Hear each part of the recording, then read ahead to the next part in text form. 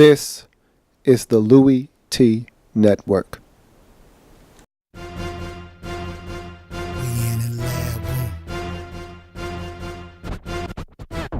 Man, I love some football. Man, I love some football. My favorite week is week 1, cause I'm watching football. First comes the preseason, and I don't take a day off. And then it gets even better when your team makes the playoffs. 32 teams go hard for one thing. They work for one thing. That Super Bowl ring. 32 teams go hard for one thing. They work for one thing. That Super Bowl ring.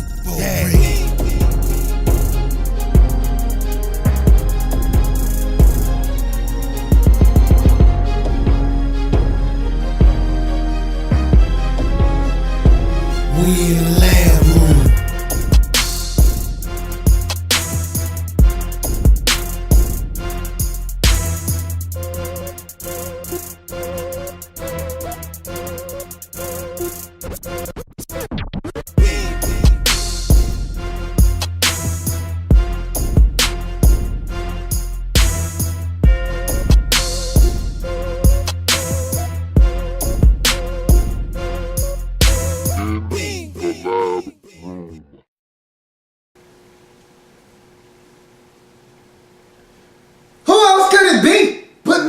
Man, Louie T, welcome. You are in the lab room. Of course, I am your host, Luke. Thank you for joining me.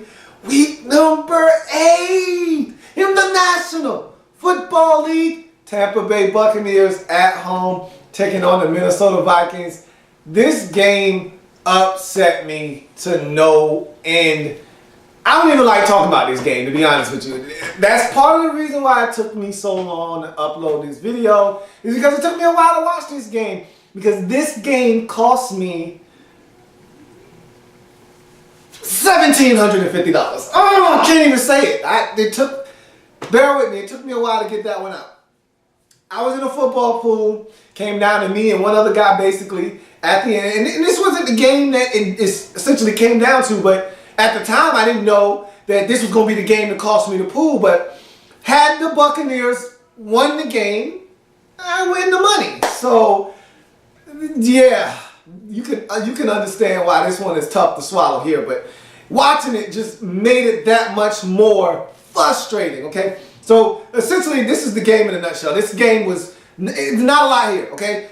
Anytime you got a 19-13 game that goes to overtime, it's not a lot to talk about. So in a nutshell, here it is.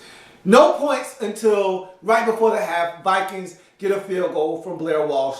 It's 3-0 Bucs at the half. Vikings get a touchdown in the second half. Teddy Bridgewater to Greg Jennings. Getting it done. Beautiful throw in the corner of the end zone. Feathery soft touch over the shoulder. Greg Jennings. Nice catch in double coverage. It's 10-0 Minnesota on top of this game. Tampa Bay finally gets on the scoreboard as we start the fourth quarter with a field goal. A bomb from their kicker, Patrick Murray, to give them a little bit of confidence in this game. They would score on 3 consecutive possessions on the field goal to start the fourth quarter. They would get the football back after a Minnesota Vikings semi-drive that ends in a punt. They would get the ball back again and go down and get another field goal to make it 10-6. And then they would get the football back one final time in regulation, drive down the field, and with 2 minutes and 2 seconds left on the clock, they went for it on 4th and 1 and they picked it up. They barely got it on a carry by James, the running back. Barely got the first down, and then they ended up getting in the end zone. Beautiful throw from long neck Mike Glennon to ASJ Austin Safarian Jenkins. And it was actually well defended by the Vikings on the play. It was just a better throw. You can't defense the perfect pass, and that's what that was. It's now 13-10. The Tampa Bay Buccaneers, who have trailed the entire game, have been dead on offense all game, have been dormant as a football team all game, are all of a sudden in the lead. Looks like they're going to have a golden opportunity to win this football game. The defense had opportunities in this game. Jonathan Banks had a pick to end the game. Jonathan, how could you do that? How could you? How could you? Drop the interception, and The Vikings move and matriculate their way down the field. I thought it was terrible clock management by the Vikings. There was a play where Greg Jennings catches a football. It looks like he goes out of bounds. I mean, I thought he went out of bounds. Maybe they ruled that his forward progress was stopped inbounds. Whatever the case, Vikings got 2 timeouts. Why we don't use one at this point and proceed to allow about 25 to 30 seconds run off the clock? You got me again. When you're not used to being in those situations and you're not used to winning, like the Vikings aren't, then I guess you waste time like that. But that was poor clock management on the part of the Vikings. It led to them having to rush at the end, but nonetheless, they get the field goal off. They use their final timeout, get the field goal off, and it goes to overtime. 13-all as Blair Walsh able to bang it home. Lovie Smith tried to ice him. He had to kick it twice. He made it both times. We go to overtime, 13-all. Bucs win the toss. They get the football. Bad decision by Trendon Holiday to bring it out, but luckily enough for him, there was a horse collar penalty, but it was negated because there was a penalty on the Bucs on the same play. So they got the football where he went out of bounds at. So I didn't like the decision to bring it out. He's like 7-8 yards deep. You're not that guy anymore. So just take it at the 20. But it doesn't matter. It does not matter in the grand scheme of things. Very first play from scrimmage in overtime. ASJ, and it's funny how fast you can go from hero to GOAT in this league, or from GOAT to hero. We saw it in the Bengals game with Andy Dalton having the egregious fumble that gives the Ravens the lead. It turns around, has the quarterback sneak, takes his team down the field, makes the throw to Mohamed Sanu, and they get in the end zone, end up winning the game.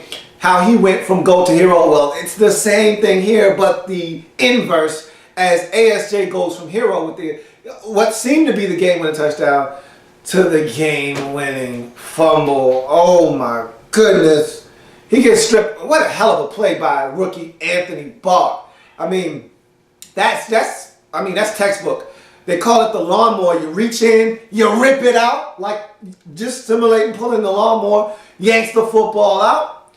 Church's money on the floor, pick it up. Anthony said, I got it. I put it there. Let me pick it up. And he takes it to the crib. Vikings win 19-13. I just lost $1,750. You dirty bastards, you Tampa Bay. Shame on me for thinking that them coming off their bye was going to actually mean something. Shame on me for trusting a 1-16, 1-5 team. Shame on me for trusting a team that has been spanked, not once, but twice this year. Shame on me for trusting the dirty, nasty, filthy, trifling Tampa Bay Buccaneers. Shame on me.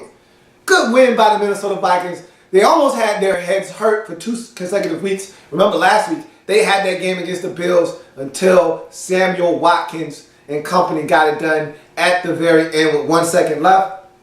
They avoid a similar fate here by going down, getting the field goal, and winning in overtime. Congratulations to the Minnesota Vikings. They get it done, and they get the win 19-13 on Sunday.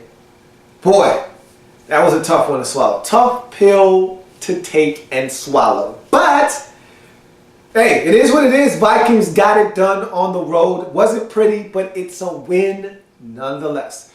Bucs dropped to 1-6 on the season. Meanwhile, the Minnesota Vikings improved their record to 3-5 on the campaign. So they're looking to see if they can put together a 2-game winning streak. They got the Redskins coming to town. Meanwhile, the Buccaneers, was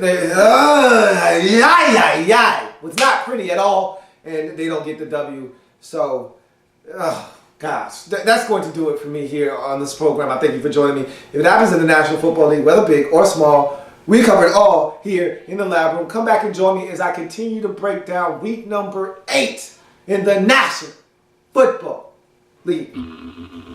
Damn Buccaneers.